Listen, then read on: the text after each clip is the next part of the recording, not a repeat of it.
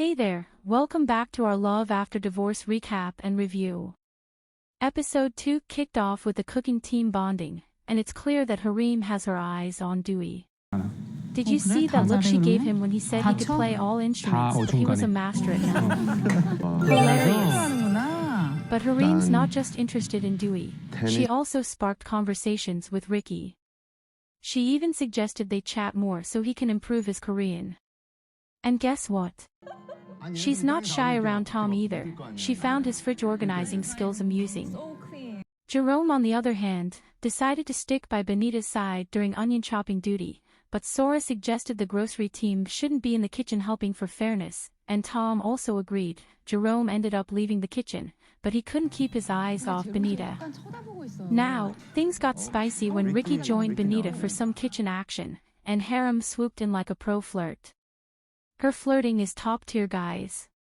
She's definitely showing Ricky that she's interested, and he's starting to get curious too. But the real showstopper was Sora, who managed to handle 5 frying pans like a total boss. Talk about skills, guys. I was mind blown. At dinner time, Dewey sat next to Jisoo, Jerome sat between Harim and Benita. But, oh boy, Jerome slipped up when he forgot Heejin's name and even called her Jisoo. Heejin was disappointed, and it became clear that the initial sparks I noticed during grocery shopping was a one-sided affair. Drama, lol. Next, it was time to reveal their reasons for divorce. Some of them had some really painful experiences. Like Jisoo, that her husband cheated on her with her friend, or Sora, who endured DV. Some also had personality differences, like Jerome. He and his ex-wife divorced amicably with no animosity. He still respects her, and even though she's married, he still got her blessings to be on the show. Benita's divorce was because of cultural differences, and Jimmy's because his wife refused to work and be productive towards their marriage. His ex was his first girlfriend and his first love. By the end of this episode, we discovered their love interests. Jimmy's eye is on Jisoo.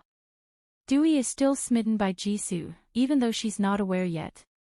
Jisoo dropped a bombshell by revealing she's drawn to Jimmy because he reminds her of her ex. She added Jimmy was kind and caring towards her. Ricky's heart wavers between Benita and Harim, leaning towards Harim due to an instant attraction.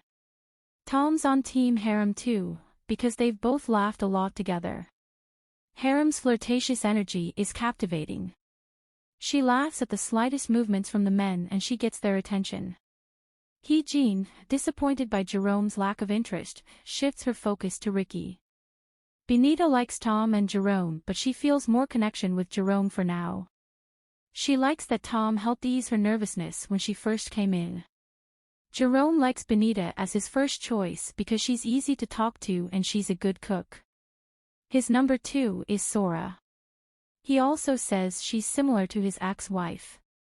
While speaking with Jimmy, we found out that Jerome didn't pick the grocery team because of Heejin, he picked it because he's bad at cooking.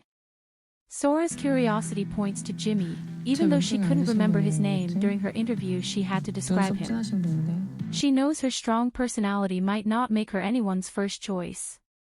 She was right, no one made her their first choice. We love strong and confident ladies for good confident men. Their second day in the house began with the men cooking breakfast. They were all so awkwardly focused it was funny as hell. Harim laughed at Tom's scrambled eggs that weren't scrambling, but she eventually came to his rescue. Even while cooking breakfast, Harim flirts hard with Tom while Ricky watches in pain from behind. She's too good at this. The crazy thing is, this all feels natural to her. She doesn't seem like she's forcing anything. Benita and Jerome bonded while searching for iguanas in the front yard. Suddenly, a text arrives, announcing a marathon date challenge: connect with as many people as possible within an hour. Tom and Harim were washing the dishes at that time. Dewey stopped by and updated them on the text message. Tom seemed excited while Harim ran up to get changed. Heejin had the most challenging start. First, she stayed by Ricky's side because she was interested and would love to spend time talking with him, but Ricky wasn't catching her green light, so she proceeded to Jerome. They found a spot outside which she named as a great spot.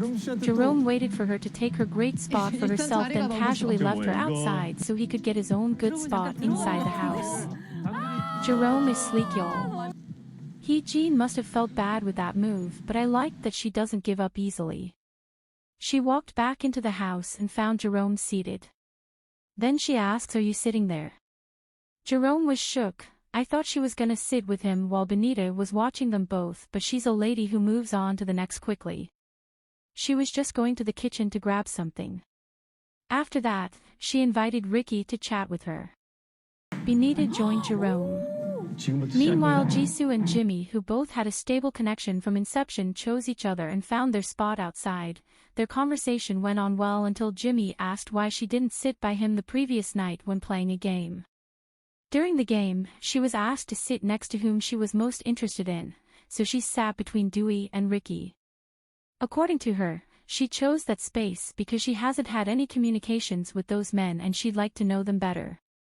After explaining her reasons to Jimmy, Jimmy said, "That's understandable for now."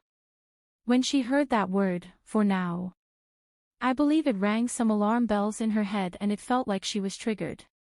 I also feel Jimmy shouldn't have used that word, "for now," because it could easily be misunderstood. It could make him seem domineering or possessive. So she responded saying, "We just met yesterday, right? We should get to know a lot of people." She drew a line right there, and from then henceforth, their date became horrible. It felt like they couldn't stand each other. It was so hard to watch. Jimmy lost interest completely and eventually they swapped partners. Jimmy's next date was Jean and they had a great conversation. Harim and Dewey matched by chance and took their spot at the terrace. Harim enjoyed Dewey's awkward nature and didn't want to leave his side, but because Dewey was curious about Jisoo, he insisted on waiting to talk to someone else. Then he swapped partners with Ricky, who was then with Jisoo. Finally Dewey had a chance to communicate with his crush Jisoo. But something changed in Harim. It was like everything that interested her about Ricky now irritates her. She complained he wasn't proactive enough. I wonder, if she hadn't been with Dewey first, would she still have acted so cold to Ricky? I believe Ricky felt that she didn't want to be there. She'd been flirting with him since the previous night, but now she's not into him anymore, and Mr. Ricky, the shy man, became extremely shy and couldn't carry a conversation. I'm gonna go. Harim got up and said she had to go. I'm gonna go. Wow. Bro, I was speechless. From there she went upstairs and told Dewey that she'd like to switch back. Wow. All I see is chaos, guys. Even Dewey was confused. Jisoo eventually said she should give them a couple more minutes before she finally got her chance back with Dewey, and when she did, OMFG, guys, the skinship was mesmerizing. She grabbed him by his arm and locked arms with him. This is going to be interesting from here on out, guys. The funniest conversations happened between Jerome and Benita. Jerome likes her so much already that he tries to fit into anything she says she likes.